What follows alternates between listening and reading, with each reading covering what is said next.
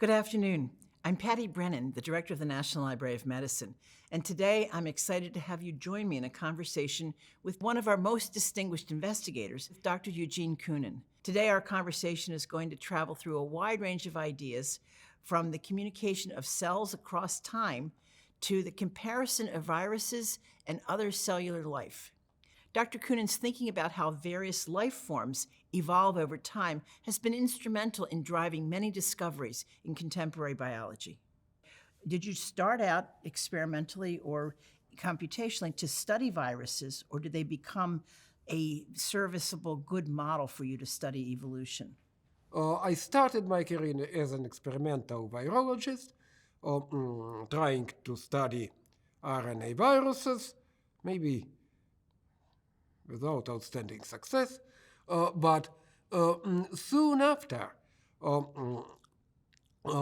these RNA viruses have indeed become an excellent, probably best at the time, playground for the emerging discipline of comparative genomics, because for the simple reasons that at the time, these were the complete genomes that could be sequenced. What got you into the computational tools for understanding viruses?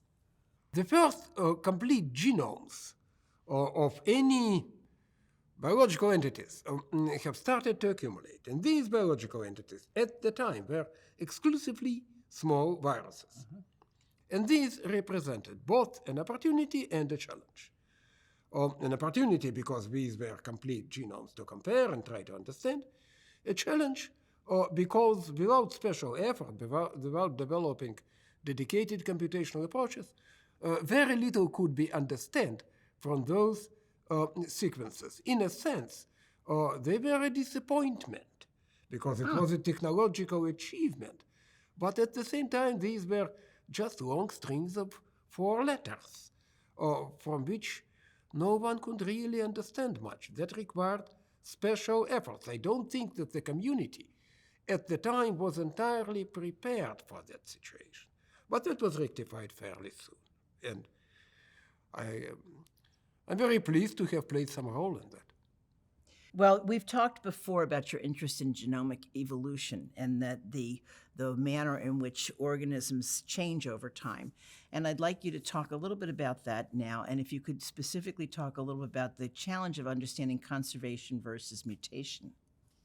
All genomes that exist on our planet result from billions and millions of years of evolution. To put it very simply, when we compare genomes of either closely related or distantly related organisms, we delineate conserved and less conserved variable parts. And what we can see is that the highly conserved parts are involved in functions that are essential for the organism's survival. Conversely, the parts that are variable contain genes that are involved in interactions between organisms and in interactions between organisms and the environment. So when you speak about conserved, this is not only sections of the gene that appear over generations of the organism, but also that appear commonly across groups of organisms. It's useful to note that by now it's a firmly established plain fact that all cellular organisms, I'm not talking about viruses, all cellular organisms that exist on this planet originate from a single common ancestor, so-called LUCA, last universal cellular ancestor, that existed about 4 billion years ago, just a little bit less maybe. This was probably the most brilliant hypothesis in the history of science, proposed by none other than Charles Darwin. The entire history of life, the unimaginably long history of life on our planet, spanning about 4 billion years, is permeated by persisting evolutionary relationships. There is to be even a little more specific, there is about 100 of genes that are shared by all cellular organisms, from mammals to plants to amoeba to bacteria. I'm going to turn our attention to your experiences here at the National Library of Medicine. You've been here 30 years? And Yeah, actually, even a little longer. a little longer?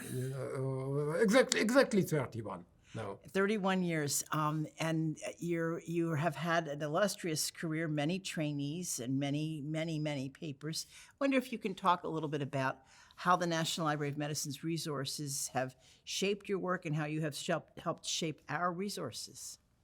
It has been an incredibly welcoming and fertile environment for the evolution of my own scientific career, my research group, and combines very good resources. We don't need that much, but what we do need, the computational resources, the funds to hire trainees, to publish, combining that with pretty much unlimited academic freedom. Which sounds almost too good to be true, but nevertheless is true. You spoke at one time of the importance of the BLAST algorithm for your work and then further modifications of that. Could you speak a little bit about the analytical tools that you use and what we provide for that? BLAST is a centerpiece of computational biology and genomics, a completely indispensable tool which quickly compares sequences of nucleic acids and proteins. And there are, at the time of its development, which incidentally coincided with my arrival here, Yes.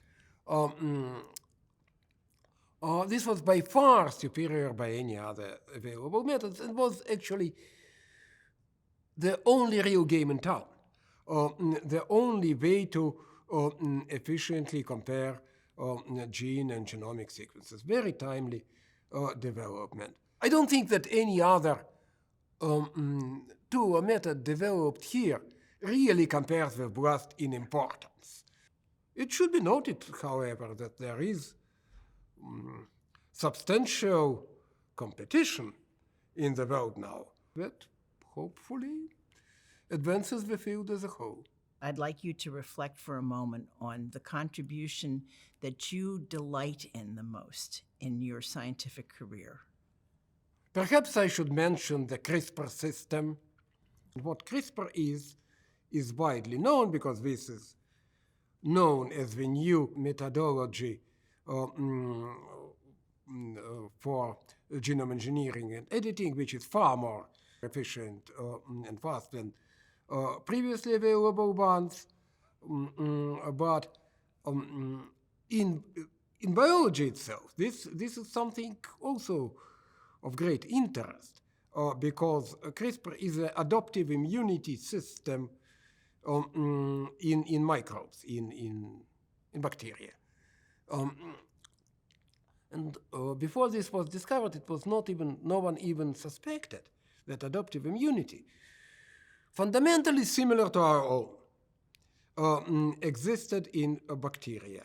And with my colleagues, through comparative genomics approaches, as usual, we have been instrumental into the discovery and further characterization of this system. Many labs contributed, but I think our contribution is noticeable. I guess if I need to mention one achievement, that would be that. I want to close by congratulating you on your election to the National Academy of Medicine this year. I was quite proud to have another member of our NLM staff become recognized so widely for critical contributions, and I congratulate you personally. Thank you so much. It's certainly a great honor.